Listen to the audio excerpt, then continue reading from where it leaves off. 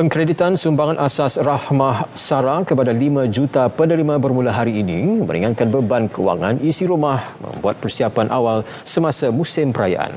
Bantuan berkenaan sedikit sebanyak membantu pengguna membeli barangan keperluan dan makanan asas. Mereka turut berharap bantuan Sara dapat diteruskan atau ditingkatkan.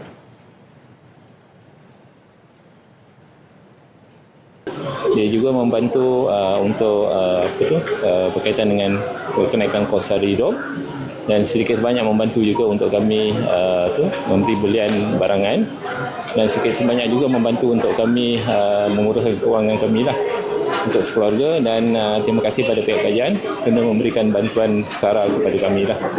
Pada saya baguslah untuk menambahkan tambah ringankan sikitlah beban tu yang mana boleh beli untuk barang dapur dengan harga yang dibagi dah. Ringanlah untuk belanja bulanan tu selalunya memang saya kalau untuk biasa 100 tu kan. Nanti saya beli macam sabun ke beras ke minyak macam tu lah. Itu bagus lah. Kalau saya kata dengan atas saya bagus lah untuk family lah. Teruskan untuk kita lah senang. Okey lah sekarang okey. Pasal kuasa sekarang harga pun lagi tinggi kan. Lebih baik guna macam bantuan RM1 ni. Naik sikit pun tak apa. Bagus lah. Ini bagus.